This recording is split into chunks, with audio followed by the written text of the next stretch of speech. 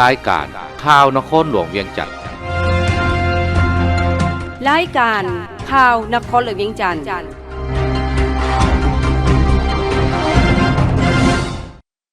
สบายดีท่านผู้ฟังที่เคารพที่นี่สถานีวิทยุกระจายเสียงนครหลวงเวียงจันทน์รายการข่าวนครหลวงเวียงจันทน์ประจำวันศุกร์วันที่4เดือนเมษายนปี2025ซึ่งมีข่าวที่สำคัญมานำเสนอต่อไปเชิญท่านติดตามรับฟังรายละเอียดแจ้งข่าวพิเศษของคณะบริหารงานศูนย์กลางภาคคณะบริหารงานศูนย์กลางภาคสภาแห่งชาติรัฐบาลแห่งสาธารณรัฐประชาธิปไตยประชาชนลาวศูนย์กลางแนวรักสังชาติและครอบครัวศรีพันดรขอแจ้งข่าวเศร้าสลดใจอันสุดซึ้งไปยังพี่น้องร่วมชาติพนักงานสมาชิกพรรคกำลังป้องกันชาติป้องกันความสงบในทั่วประเทศและเพื่อนมิตรที่อยู่ใกล้และไกลทราบอย่างทั่วถึงกันว่าสหายพลเอกคำไต่ศรีพันดรอดีตประธานคณะบริหารงานศูนย์กลางภาคอดีตประธานประเทศแห่งสาธารณรัฐประชาธิปไตยประชาชนลาวนักปฏิวัติอาวุโสของพรรคประชาชนปฏิวัติลาวได้ถึงแก่มรณกรรมในเวลา 10:30 นาทีของวันที่2เมษายนปี2025ด้วยโรคชรารวมอายุได้102ปีสหายพลเอกคำไต่ศรีพันดรแม่นหนึ่งในการนำหุ่นทำอีกของพรรคเฮาที่ได้เป็นลักแรงและแกนนำของศูนย์กลางพรรคนำพาชี้นำการปฏิวัติศาสตร์ประชาธิปไตยในเมื่อก่อนและภารกิจปกปักรักษาและพัฒนาประเทศชาติก็คือเป็นผู้นำในการจัดตั้งปฏิบัติแนวทางเปลี่ยนแปลงใหม่รอบด้านมีหลักการของพรรคเฮาสหายแม่นนักรักษาแม่นนักปฏิวัติและเป็นผู้นำที่ดีเด่นของพรรคของชาติเฮาตลอดชีวิตของเพิ่นได้อุทิศสติปัญญากำลังวังษาเพื่อภารกิจปฏิวัติของพรรคเฮาเพื่อการพัฒนาประเทศชาติและความอยู่ดีกินดีให้แก่ประชาชนลาวบรรดาเผ่าการจากไปโดยบ่มีวันจะกลับคืนมาของ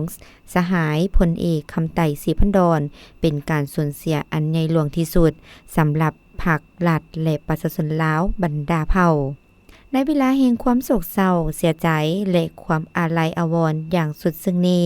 ทั่วภาคทั่วรัฐทั่วกำลังประกอบอาวุธพนักงานสมาชิกพรรคและทั่วปวงชนลาวทั้งชาติจงหันความเศร้าสลดใจและความอาลัยหักต่อสหายพลเอกคำไต่ศรีพันดรให้กลายเป็นการกระทำตัวจริงสามัคคีกันเป็นปึกเพนแน่นหน้าอ้อมข้างคณะบริหารงานศูนย์กลางภาคเสริมขยายมูลเสื้ออันสง่าองอาจของชาติและของพรรคเด็ดเดี่ยวเหนียวแน่นผันขยายแนวทางเปลี่ยนแปลงใหม่ของพรรคสู่หลวงเลิกสืบต่อบุรณะระบอบประชาธิปไตยประชาชนก้าวขึ้นตามจุดหมายสังคมนิยมเพื่อแสดงความรู้บุญคุณอันลึกซึ้งและความอาลัยหักอย่างสุดซึ้งถึงสหายพลเอกคำไต่ศรีพันดรคณะบริหารงานศูนย์กลางภาคสภาแห่งชาติรัฐบาลแห่งสาธารณรัฐประชาธิปไตยประชาชนลาวและศูนย์กลางแนวรักสังชาติตกลงไว้ทุกระดับชาติเป็นเวลา5วันโดยเริ่มแต่วันที่3 5วันที่7เมษายนปี2025ที่หอประชุมแห่งชาติสหายเลขาธิการใหญ่ประธานประเทศทองลุ้นศรีสุริตพบปะสหายตัวเดิมเลขาธิการใหญ่คณะบริหารงานศูนย์กลางพรรคคอมมิวนิสต์เวียดนามในตอนบ่ายของวันที่3เมษายน2025ที่สำนักงานห้องว่าการศูนย์กลางพรรคสหายทองลุ้นศรีสุริตเลขาธิการใหญ่คณะบริหารงานศูนย์กลางพรรคประชาชนปฏิวัติลาวประธานประเทศแห่งสาธารณรัฐประชาธิปไตยประชาชนลาวได้พบปะกับสหายตัวเดิมเลขาธิการใหญ่คณะบริหารงานศูนย์กลางพรรคคอมมิวนิสต์เวียดนามพร้อมด้วยคณะผู้แทนขั้นสูงพรรครัฐสาธารณรัฐสังคมนิยมเวียดนามในโอกาสเดินทางมาวางพวงมาลาไว้อาลัยถึงดวงวิญญาณของสหายพลเอกคำไต่ศรีพันดรอดีตประธานคณะบริหารงานศูนย์กลางพรรคอดีตประธานประเทศแห่งสาธารณรัฐประชาธิปไตยประชาชนลาวที่ได้ถึงแก่มรณกรรมในวันที่2เมษายน2025 สหายเลขาธิการใหญ่ประธานประเทศทองลุ้นศรีสุริตได้ตั้งหน้าให้คณะบริหารงานศูนย์กลางพรรค สภาแห่งชาติรัฐบาลแห่งสาธารณรัฐประชาธิปไตยประชาชนลาวศูนย์กลางแนวลาวสร้างชาติและครอบครัวสิพันดลแสดงความซาบซึ้งและขอบใจโตสหายโตเดิมที่ได้นำพาคณะผู้แทนขั้นสูงภาครัฐและประชาชนเวียดนามอายน้องเดินทางมาร่วมพิธีวางพวงมาลาไว้อาลัยถึงดวงวิญญาณของสหายพลเอกคำไต่สิพันดลซึ่งเป็นการบิแบงความเศร้าโศกความเศร้าโศกเสียดายของภาครัฐและประชาชนลาวบรรดาเผ่าและทั้งเป็นการแสดงให้เห็นถึงน้ำใจแห่งสายพัวพันมิตรภาพที่ยิ่งใหญ่ความสามัคคีเป็นพิเศษอันเสมอต้นเสมอปลายระหว่าง2พรรค2รัฐลาวเวียดนามซึ่งย้ำใดการนำ2พรรค2รัฐก็ได้ยืนยันว่าความสามัคคีการร่วมมือการสนับสนุนช่วยเหลือซึ่งกันและกันของ2ประเทศลาวเวียดนาม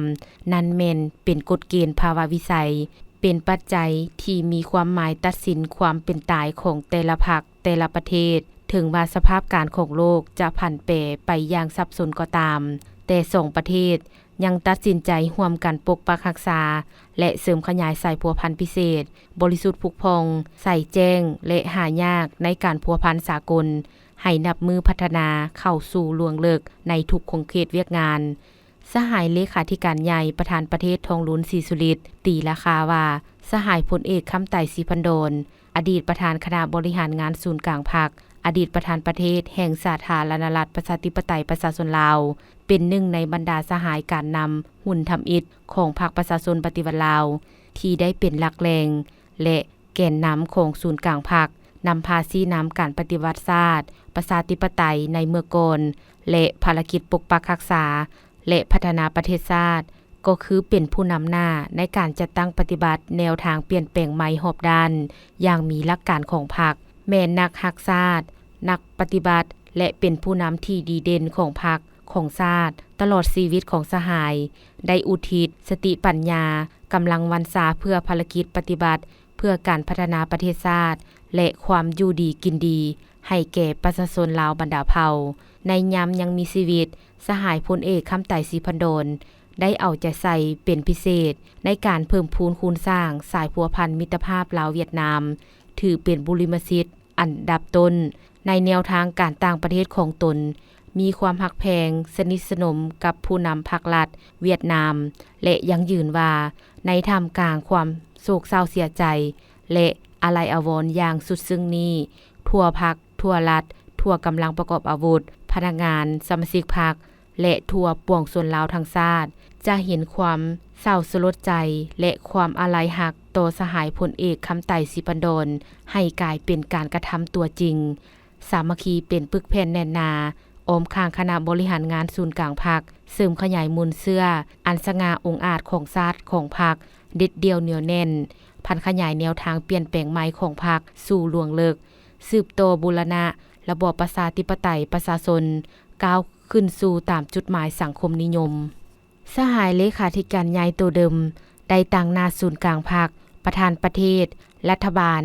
สภาแห่งชาติและแนวโฮมประเทศชาติเวียดนามแสดงความเศร้าสลดใจและอาลัยอาวรณ์อย่างสุดซึ้งต่อการแก้มรณกรรมของสหายพลเอกคำไต่สิพันดลพร้อมทั้งได้ตีราคาว่าสหายคำไต่สิพันดลแม่นการนำที่ดีเด่นหุ่นทำอิฐเป็นแกนนำหลักแรงของศูนย์กลางพรรคประชาชนปฏิวัติลาวเป็นผู้นำที่แสนเคารพรักของประชาชนลาวบรรดาเผ่าเป็นนักรบปฏิวัติที่จงรักภักดีตลอดชีวิตได้เสียสละสู่ชนเพื่อความเป็นเอกราชของชนชั้นสิทธิเสรีภาพความผาสุกของประชาชนและการพัฒนาความเจริญรุ่งเรืองของประเทศชาติการจากไปของสหายคำไต่สิพันดลบ่เพียงแต่เป็นการสูญเสียอันใหญ่หลวงสำหรับภาครัฐและประชาชนลาวและครอบครัวของสหายแต่หากยังเป็นการสูญเสียผู้เป็นเพื่อนมิตรที่ยิ่งใหญ่สหายอ้ายน้องที่สนิทสนมที่สุดของภาครัฐกองทัพและประชาชนเวียดนามที่เคยได้ต่อสู้เคียงบ่าเคียงไหลในการต่อต้านอันยืดเยื้อยาวนานของสองประเทศสหายยามใดก็สนับสนุนต่อภารกิจสร้างสาและปกปักรักษาประเทศชาติของประชาชนเวียดนามและได้มีการประกอบส่วนอันสำคัญใหญ่หลวงในการสร้างสาหัดแน่นและพัฒนาสายพัวพันมิตรภาพอันยิ่งใหญ่ ความสามัคคีแบบพิเศษและการร่วมมือรอบด้านเวียดนามลาวตีราคาสูงต่อบรรดาการอุทิศอันใหญ่หลวงของสหายคำไต่สีพันดรในภารกิจต่อสู้ญาติเอาเอกราชแห่งชาติของประชาชนลาวในเมื่อก่อนก็คือในภารกิจเปลี่ยนแปลงใหม่ปกปักรักษาสร้างสาและพัฒนาของสาธารณรัฐประชาธิปไตยประชาชนลาวในปัจจุบันภาครัฐและประชาชนเวียดนามขอแบ่งเบาความเศร้าสลดใจอันสุดซึ้งและแบ่งปันความทุกข์โศกที่สุดมายังภาครัฐคณะกรรมการศูนย์กลางแนวลาวสร้างชาติประชาชนลาวและครอบครัวของสหายคำไต่สีพันดรและเชื่อมั่นว่าภาครัฐประชาชนลาวอ้ายน้องและครอบครัวของสหายคำไต่สีพันดรจะผ่านพาความทุกข์โศกเสียดายอันใหญ่หลวงนี้โดยไวและสืบโตภารกิจสร้างสาประเทศชาติลาวให้นับมือพัฒนาเจริญหุ่งเฮืองสองสหายการนำของสองภาคต่างก็แสดงความรู้บุญคุณและขอบใจอย่างสูงต่อสองภาคสองรัฐและประชาชนสองชาติในการสนับสนุนช่วยเหลืออันล้ำค่าทันการและมีประสิทธิผลต่อภารกิจต่อสู้ปลดปล่อยชาติในเมื่อก่อนก็คือในภารกิจปกปักรักษาและพัฒนาของแต่ละประเทศในปัจจุบันต่างก็ตีราคาสูงต่อมากผลของการร่วมมือระหว่าง2ภาค2รัฐในระยะผ่านมาสืบโตได้รับการเพิ่มทวีและพัฒนาก้าวเข้าสู่ล่วงลึกในทุกขงเขตเวียกงานและยืนยันว่าสองฝ่ายจะสืบโตปกปักรักษาและเสริมขยายสายพัวพันมิตรภาพอันยิ่งใหญ่ความสามัคคีพิเศษและการร่วมมือรอบด้านระหว่าง2ภาค2รัฐและประชาชน2ชาติลาวเวียดนามและเวียดนามลาวให้นับมือสวยสดงดงามแตกดอกออกผลและมั่นคงขนงแก่นตลอดกาลนานการนำภาครัฐวางพวงมาลาไว้อาลัยต่อการจากไปของสหายพลเอกคำไต่สีพันดรในวันที่3เมษายนปี2025การนำพรรครัฐบาลนำโดยสหายทองหลุนศรีสุฤทธิ์เลขาธิการใหญ่คณะบริหารงานศูนย์กลางพรรคประชาชนปฏิวัติลาวประธานประเทศพร้อมด้วยการนำขั้นสูงได้เข้าร่วมวางพวงมาลาและสิ้นปึมไว้อาลัยต่อการจากไปของสหายพลเอกคำไต่สีพันดรอดีตประธานคณะบริหารงานศูนย์กลางภาคอดีตประธานประเทศแห่งสาธารณรัฐประชาธิปไตยประชาชนลาวนักปฏิวัติอาวุโสของพรรคประชาชนปฏิวัติลาวที่ได้ถึงแก่มรณกรรมในวันที่2เมษายนปี2025โดยลูกสลารวมอายุได้102ปีการวางพวงมาลาและสิ้นปึมไว้อาลัยครั้งนี้เป็นการแสดงถึงความเคารพรักความกตัญญูหูบุญคุณถึงคุณงามความดีของสหายพลเอกคำไต่สีพันดรซึ่งแม่นหนึ่งในการนำหนทำอิฐของพรรคประชาชนปฏิวัติลาวเป็นผู้นำในการจัดตั้งปฏิบัติแนวทางเปลี่ยนแปลงไม่รอบด้านมีหลักการของพรรคเฮาสหายแม่นนักพรรคชาติแม่นนักปฏิวัติและเป็นผู้นำที่ดีเด่นของพรรคของชาติเฮาตลอดชีวิตของเพิ่นได้อุทิศสติปัญญากำลังวังชาเพื่อภารกิจปฏิวัติของพรรคเฮาเพื่อการพัฒนาประเทศชาติและความอยู่ดีกินดีให้แก่ประชาชนลาวบรรดาเผ่าการจากไปโดยบ่มีวันหวนกลับคืนมาของสหายพลเอกคำไต่สีพันดรเป็นการสูญเสียอันนี้หลวงที่สุดสำหรับพรรครัฐและประชาชนลาวบรรดาเผ่าในโอกาสนี้สหายทองลุ้นศรีสุฤทธิ์ได้เซ็นคำไว้อาลัยถึงซึ่งมีเนื้อในสำคัญว่าต่างหน้าคณะบริหารงานศูนย์กลางภาคในนามส่วนตัวและครอบครัวข้าพเจ้าขอแสดงความอาลัยหักอย่างสุดซึ้ง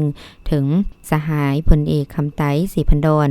อดีตประธานคณะบริหารงานศูนย์กลางภาคอดีตประธานประเทศแห่งสาธารณรัฐประชาธิปไตยประชาชนลาวการจากไปของสหายเป็นการสูญเสียผู้นำที่เคารพรักของพรรครัฐกำลังประกอบอาวุธและประชาชนลาวบรรดาเผ่าสหายพลเอกคำไต่สีพันดรแม่นนักปฏิวัติผู้นำที่กล้าหาญและดีเด่นของชาติลาวซึ่งได้อุทิศชีวิตเพื่อภารกิจปฏิบัติการต่อสู้ปลดปล่อยชาติปกปักรักษาและพัฒนาประเทศเพื่อความเจริญวัฒนาของชาติลาวข คณะบริหารงานศูนย์กลางภาคขอแสดงความเคารพรักและขอแบ่งเบาความเศร้าโศกต่อครอบครัว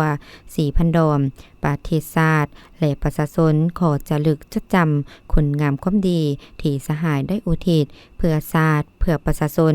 สื่อเสียงเฮียงน้ำของสหายจะอยู่เคียงคู่และติดพันกับภารกิจปฏิบัติของภาคเฮาตลอดไปขอให้ดวงวิญญาณของสหายคำไต่ศรีพันดรจงไปสู่สุคติด้วย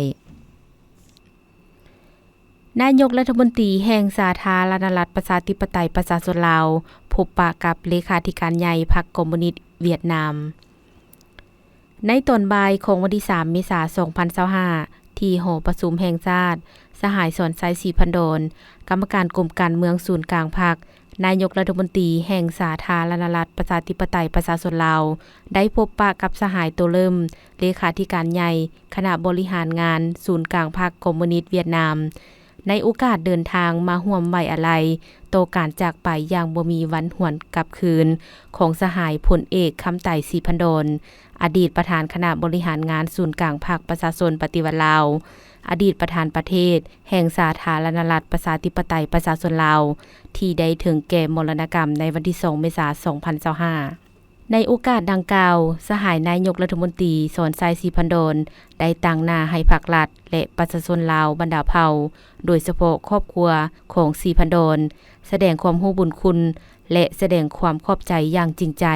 มายังสหายตัวเดิมเลขาธิการใหญ่คณะบริหารงานศูนย์กลางพรรคคอมมิวนิสต์เวียดนามที่ได้นำพาคณะผู้แทนขั้นสูงของสาธารณรัฐสังคมนิยมเวียดนามเดินทางมาร่วมไว้อาลัยในครั้งนี้ก็คือการแบ่งเบาความโศกเศร้าเสียใจต่อภาครัฐและประชาชนลาวซึ่งเป็นการแสดงให้เห็นถึงสายพัวพันพิเศษของสองประเทศลาวเวียดนามที่มี1บ่มี2ในโลกนี้ก็คือความหักแพงฐานสหายอายน้องในครอบครัวเดียวกันคณะผู้แทนขั้นสูงของเวียดนามเป็นคณะผู้แทนต่างประเทศคณะทำอิฐที่มาร่วมพิธีไว้อาลัยในครั้งนี้การจากไปของสหายพลเอกคำไต่ศรีพันดรบ่เพียงแต่เป็นการสูญเสียอันใหญ่หลวงต่อครอบครัวศรีพันดรเท่านั้นแต่ยังเป็นการสูญเสียอันใหญ่หลวงที่สุดของภาครัฐและประชาชนลาวบรรดาเผ่าเช่นเดียวกันในโอกาสนี้สหายนายกรัฐมนตรีสอนไซศรีพันดรได้ยืนยันว่าจะสืบต่อร่วมกับบรรดาสหายการนำภาครัฐและประชาชนลาวบรรดาเผ่าพร้อมกันกับภาครัฐและประชาชนเวียดนามอ้ายน้องในการสืบต่อปกปักรักษาทนุถนอมและเสริมขยายสายพัวพันธุ์พิเศษของสองประเทศให้นับมือพัฒนาก้าวเข้าสู่ลวงเลิกเขียวสดงดงามและมั่นคงขนังแก่นชั่วกาลนานในขณะเดียวกันสหายเลขาธิการใหญ่ตัวเดิมได้ตั้งหน้าให้ภาครัฐและประชาชนเวียดนามอ้ายน้องแสดงความเศร้าสลดใจและไว้อาลัยอาวรณ์อย่างสุดซึ้งและขอแบ่งเบาความทุกข์โศกที่สุดมายังภาครัฐและประชาชนลาวบรรดาเผ่าโดยเฉพาะครอบครัวศรีพันดรที่ได้สูญเสียผู้นำที่เคารพรักในครั้งนี้พร้อมทั้งแสดงความเชื่อมั่นว่าภาครัฐและประชาชนลาวอ้ายน้องก็คือครอบครัวศรีพันดรจะผ่านผ่าความทุกข์โศกเสียดายอันใหญ่หลวงนี้โดยไวและสืบต่อภารกิจสร้างสาประเทศชาติลาวให้นับมือพัฒนาเจริญรุ่งเรืองต่อไปเชิญท่านรับฟังข่าวต่างประเทศญี่ปุ่นเปิดสถาบันค้นคว้าแห่งใหม่ในวันที่2เมษายนที่ผ่านมาญี่ปุ่นได้เปิดสถาบันค้นคว้าความปลอดภัยด้านสุขภาพแห่งชาติญี่ปุ่นซึ่งเป็นสถาบันค้นคว้าพยาธิติดต่อแห่งใหม่ที่สร้างขึ้นโดยการรวมตัวของบรรดาสถาบันพยาธิติดต่อแห่งชาติศูนย์สุขภาพและการแพทย์โลกแห่งชาติเพื่อกระเกี่ยมรับมือกับวิกฤตการณ์พยาธิติดต่อในอนาคตสถาบันแห่งใหม่นี้จะรับผิดชอบการวิเคราะห์ข้อมูลค้นคว้าและตอบโต้วิกฤตการณ์ต่างๆเกี่ยวกับพยาธิติดต่อโดยปกติจะเก็บกำข้อมูลเกี่ยวกับพยาธิติดต่อและประเมินความเสี่ยงพร้อมทั้งรายงานการค้นพบทางวิทยาศาสตร์ต่อรัฐบาลในระหว่างการระบาดของพยาธิติดต่อและจะเฮ็ดเวียกร่วมกับรัฐบาลเพื่อพัฒนายาและวัคซีนรวมทั้งการกะเกียมแนะนำด้านการปิ่นปัวทางด้านสุขภาพการแพทย์รวมทั้งการกะเกียมแนะนำด้านการปิ่นปัวทางด้านการแพทย์ พยากรณ์อากาศประจำวันที่ 4 เมษายน 2025 ความกดดันอากาศเย็นได้อ่อนกำลังลงปกคลุมอยู่ทั่วทุกภาคของประเทศลาวด้วยกำลังอ่อนสมทบกับกระแสลมตะวันตกพัดปกคลุมภาคเหนือและลมตะวันออกพัดปกคลุมภาคกลางและภาคใต้ซึ่งจะเฮ็ดให้อากาศร้อนหาร้อนเอาในระยะตอนบ่ายพอมีหมอกแห้งปกคลุมอยู่ทั่วไปและจะมีฝนตกในระดับคอยพอมีลมพัดแรงอยู่บางท้องถิ่นพยากรณ์อากาศแต่ 7 โมงของวันที่ 4 หา 7 โมงของวันที่ 5 เมษายน 2025 ภาคเหนือด้านตะวันออกอากาศเย็นหาหนาวเย็นในตอนเช้าและจะมีฝนตกในระดับคอยพอมีลมพัดแรงอยู่บางท้องถิ่นหรือเนื้อที่ปกคลุมของฝนเท่ากับ20%ส่วนห้อยของภาคอุณหภูมิระหว่าง 14-30 องศาภาคเหนือด้านตะวันตกอากาศเย็นในตอนกลางคืนหาตอนเช้าส่วนตอนบ่ายอากาศจะร้อนหาร้อนเอาและจะมีฝนตกในระดับคอยพอมีลมพัดแรงอยู่บางท้องถิ่นหรือเนื้อที่ปกคลุมของฝนเท่ากับ15 ส่วนห้อยของภาคอุณหภูมิระหว่าง 16-38 องศานครหลวงเวียงจันทน์อากาศร้อนพอมีหมอกแห้งปกคลุมอยู่ตัวไปในตอนกลางเว้นและจะมีลมพัดแรงอยู่บางบริเวณอุณหภูมิระหว่าง 24-36 องศา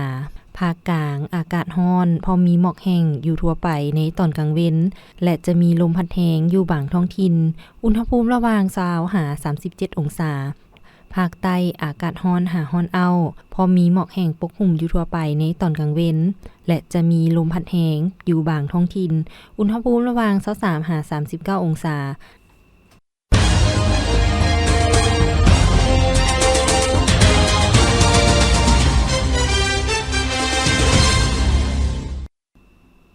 สุดท้ายจะให้บรรดาทานมารับฟังประวัติย่อของสหายพลเอกคำไต่ศรีพันดรดังเนื้อในสหายพลเอกคำไต่ศรีพันดรเกิดเมื่อวันที่8กุมภาพันธ์ปี 1924ที่บ้านหัวโขงภายใหญ่เมืองโขงแขวงศรีทันดรหรือแขวงจำปาสักในปัจจุบันเป็นบุตรของพ่อนิรไสยและแม่ไสบัวนิรไสยในครอบครัวสนสันสาวนากลางมีอายเอ่ยน้องรวมกัน6คนเวลาอายุ7ปีได้ขึ้นมาอยู่เวียงจันทน์นำพ่อเฒ่ามหาแก้วและได้เข้าเรียนอยู่สันประถมหลังจากนั้นก็สอบสิงเข้าเรียนมัธยมปาวีซึ่งเป็นโรงเรียนมัธยมแห่งเดียวอยู่ประเทศลาวในสมัยนั้นท้ายปี 1941ประธานคำไต่ศรีพันดรได้ตัดสินใจออกจากโรงเรียนแล้วสิงเข้าเฮ็ดเวียกอยู่แขนงไปรษณีย์หลังจากนั้นได้ไปเรียนต่อวิชาเฉพาะ2 ปีอยู่ไซงอนภาคใต้เวียดนามนครโฮจิมินห์ในปัจจุบันปี 1944 ประธานคำไต่ศรีพันดรได้รับการแต่งตั้งเป็นนายสายและได้ไปประจำการอยู่แขวงพงศลีปี 1946 ประธานคำไต่ศรีพันดรได้ไปเป็นหัวหน้าไปรษณีย์อยู่เมืองปักเสแขวงจำปาสักปี 1947 หาปี 1948 เป็นนายทหารประจำเสนาธิการเขตใต้อยู่ชายแดนลาวไทยปี 1948 หาปี 1950 เป็นผู้แทนรัฐบาลลาวอิสระประจำเขตใต้และรับผิดชอบก่อตั้งที่มั่นการปฏิวัติอยู่เขตใต้ปี 1950 หาปี 1952 เป็นกรรมการส่วนกลางแนวลาวอิสระปี 1952 หาปี 1955 เป็นประธานคณะกรรมการเขตทั้งรับผิดชอบการทหารเขตกลางปี 1953 ได้เข้าร่วมเป็นสมาชิกพรรคคอมมิวนิสต์อินโดจีนปี 1955 หาปี 1956 เป็นเสนาธิการกองทัพฝ่ายประเทศลาวปี 1957 หาปี 1959 เป็นกรรมการส่วนกลางพรรคเป็นหัวหน้าห้องว่าการส่วนกลางพรรคปี 1959 หาปี 1960 เป็นกรรมการส่วนกลางพรรคเฮ็ดหน้าที่โฆษณาอบรมและรับผิดชอบอยู่วิทยุกระจายเสียงของส่วนกลางพรรคฝ่ายประเทศลาวปี 1960 หาปี 1961 เป็นกรรมการส่วนกลางพรรครับผิดชอบเวียกงานการทหารเป็นผู้บัญชาการสูงสุดกองทัพฝ่ายประเทศลาวปี 1972 กองประชุมใหญ่ครั้งที่2ของพรรคได้รับเลือกตั้งเป็นกรรมการกรมการเมืองส่วนกลางพรรคเป็นผู้บัญชาการสูงสุดของกองทัพปลดปล่อยประชาชนลาว ปี 1975 ภายหลังยึดอำนาจการปกครองในทั่วประเทศได้รับการแต่งตั้งเป็นรองประธานสภารัฐมนตรีเป็นรัฐมนตรีกระทรวงป้องกันประเทศทั้งเป็นผู้บัญชาการสูงสุดกองทัพปลดปล่อยประชาชนลาวปี 1982 หาปี 1986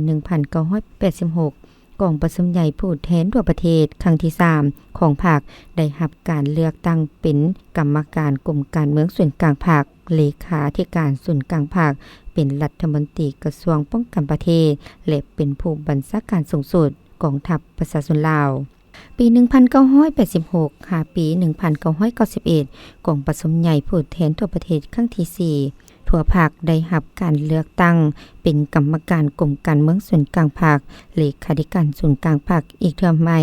ทั้งรับผิดชอบเป็นรัฐมนตรีกระทรวงป้องกันประเทศและเป็นผู้บัญชาการสูงสุดกองทัพประชาชนลาวปี 1991 กองประชุมใหญ่ครั้งที่ 5 ของภาคสหายได้ถูกเลือกตั้งเป็นกรรมการกรมการเมืองส่วนกลางภาคและเป็นรองนายกรัฐมนตรีกระทรวงป้องกันประเทศทั้งเป็นผู้บัญชาการสูงสุดกองทัพประชาชนลาว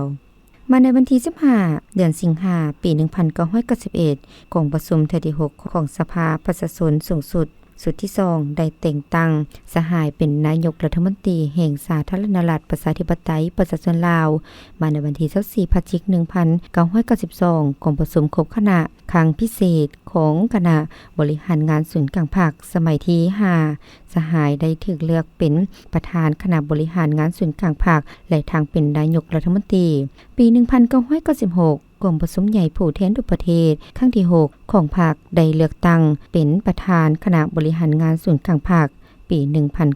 1998 ได้รับการเลือกตั้งเป็นประธานประเทศแห่งสาธารณรัฐประชาธิปไตยประชาชนลาว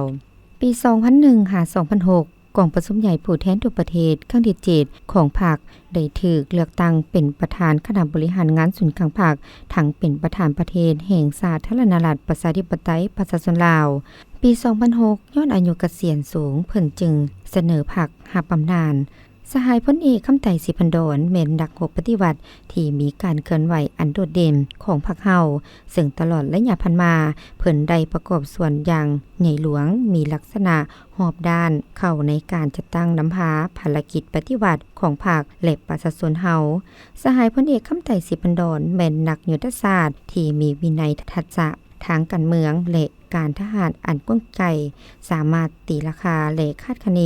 การผันแปรของสถานการณ์เพื่อเป็นเจ้าการในการแก้ไขเพิ่นกลายเป็นเพื่อนร่วมรบที่ใกล้ชิดและสนิทสนมที่สุดของประธานไกรสอนพรหมวิหารและเคียงบ่าเคียงไหลกับผู้นำพรรครัฐคนอื่นๆในการค้นคว้ากำหนดแนวทางแผนนโยบายและยุทธศาสตร์ยุทธวิธีปฏิวัติที่ถูกต้องสอดคล้องให้แก่การปฏิวัติลาวในแต่ละระยะสหายพลเอกคำไต่ศรีพันดรแม่นหนึ่งในบรรดาผู้นำของพรรคเฮาที่กำขันทุงแห่งความสามารถแห่งความสามัคคีเป็นเอกภาพอยู่ภายในพรรคและในทันแถวปฏิวัติทั้งเป็นสัญลักษณ์แห่งความสามัคคีเป็นปึกแผ่นของทั่วปวงชนลาวทั้งชาติมีความเคารพและปฏิบัติอย่างเข้มงวดต่อบรรดาหลักการแห่งการจัดตั้งเคลื่อนไหวของพรรคมีจิตใจเอื้อเฟื้อเพื่อแผ่ต่อหมู่สหายและต่อประชาชนเด็ดเดียวต้านทุกปรากฏการณ์ที่ฝืนกับหลักการและระเบียบวินัยเพื่อปกป้องความปลอดภัยของพรรคและก่อสร้างเพื่อนสหายให้มีการประพฤติปฏิบัติที่เป็นแบบอย่างจึงเฮ็ดให้เพิ่นได้รับความเคารพนับถือและเชื่อมั่นจากการจัดตั้งและเพื่อนสหายอยู่อ้อมข้างตลอดมาด้วยคุณงามความดีของสหายพลเอกคำไต่ศรีพันดรภาครัฐได้ยกย่อสรรเสริญด้วยเหรียญไสเหรียญกาประเภทต่างๆเช่นเหรียญคำแห่งชาติจำนวน2เหรียญ2เหรียญไสพิลอาหารชั้น1จำนวน1เหรียญ3เหรียญไสปฏิวัติชนะเลิศชั้น1จำนวน1เหรียญ4เหรียญกาต่อต้านฝรั่งจำนวน1เหรียญ5เหรียญกาต่อต้านอเมริกาจำนวน1เหรียญ6เหรียญกาละนึก70ปีของพรรคจำนวน1เหรียญนอกจากนั้นยังได้รับเหรียญดาวคำเหรียญไสและเหรียญกาต่างๆจากประเทศเพื่อนมิตรจำนวน1 ที่ท่านรับฟังผ่านไปนั้นก็แม่นประวัติย่อของสหายพลเอกคำไต่ศรีพันดรท่านผู้ฟังที่เคารพรายการข่าวภาคนี้ได้เส้นสุดลงเพียงเท่านี้ลีโลเพชรสมภูพร้อมด้วยแสงคำจันทวงศ์และอุไรวันแสงพระจันทร์อ่านสบายดี